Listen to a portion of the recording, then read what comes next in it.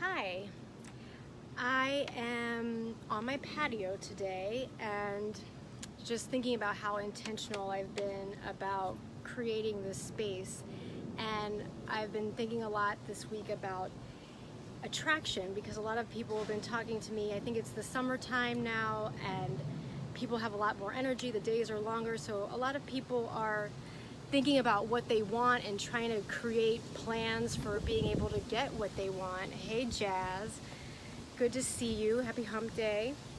And so I wanted to do a video today on how to attract what you want.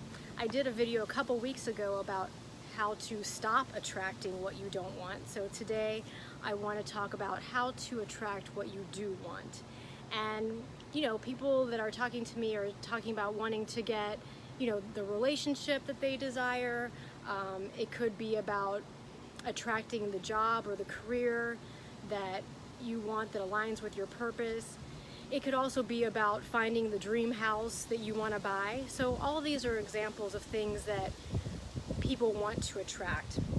And one of the things that gets people on the wrong track when they think about attraction is they're like, oh, well, if it's attraction, then all I have to do is kind of like hope that thoughts are going to become things and sit back and wait for it to come to me.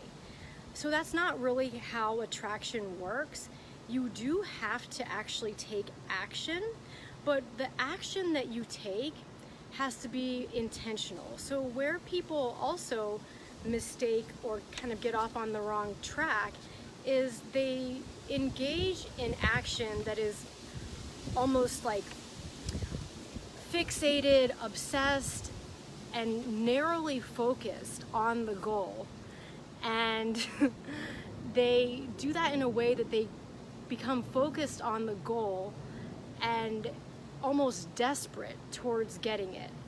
And when we do that, we start saying that our happiness will be in the future when we get what we want, and it will not be in the present, and we won't be fulfilled or happy until we get there.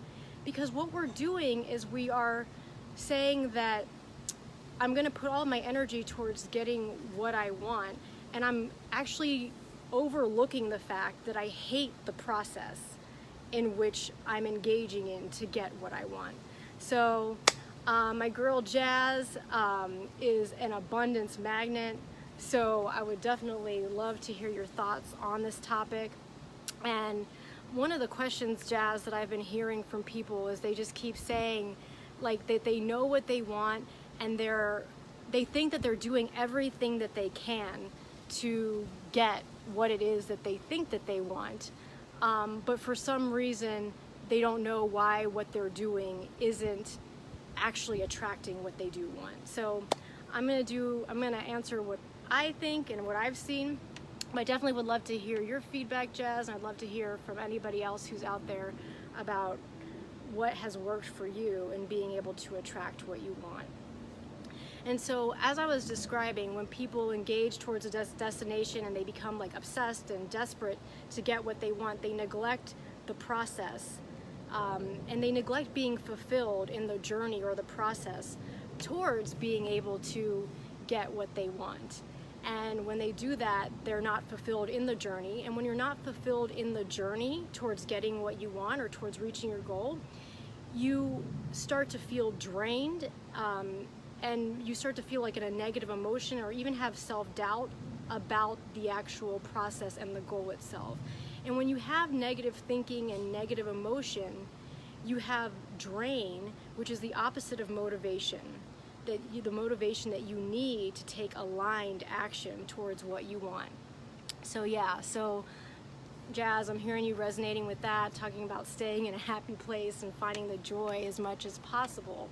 So yeah, so like finding the joy in the everyday life, in the journey towards your process is really what it means to attract what you want. And I'm going to use the phrase to attract what you want from the inside out as opposed to the outside in.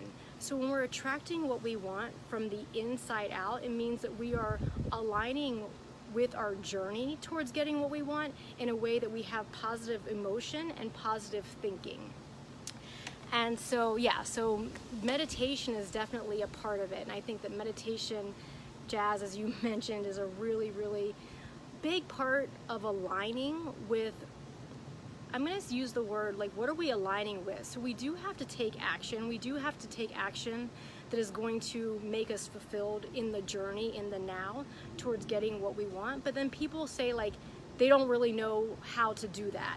Because again, we're so focused on finding our happiness in this goal or in this outcome.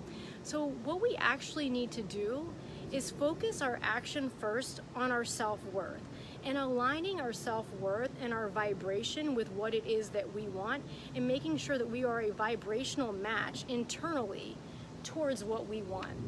And that means that our thought and our emotions, and specifically when I say our thoughts, means our beliefs of ourselves and about what we're trying to do have to be aligned and in congruence with what we want. So if you're saying that you want something and your beliefs aren't aligned with that, you are not a vibrational match towards what you want.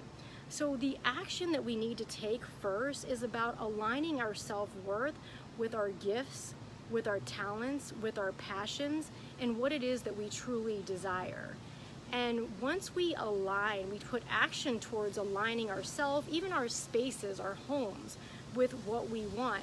The next thing that we need to actually take action towards is actually taking that aligned self with our self-worth into relationships. And when we can bring this self-worth into relationships, then we can actually create a synergy that is returning the investment or the contribution that we're putting into our relationships. It's creating a synergy that has a return on that investment that is greater than what either person has contributed individually. And it's that synergy that actually creates or manifests the outcome, the opportunities that we are looking to experience in our life. Yeah, girl. So how I think we do this is about taking action, not just towards the outcome, but taking actions towards aligning our self-worth through self-care, through self-love, and towards actually creating the security in ourselves, mentally, physically, and emotionally. And when we can take that security into relationships, we create synergy. So the second actions that we need to take is about how we're engaging in our relationships. Even if you're looking to find love in an intimate relationship, you can't do that without putting some intention towards all the other relationships that you're having.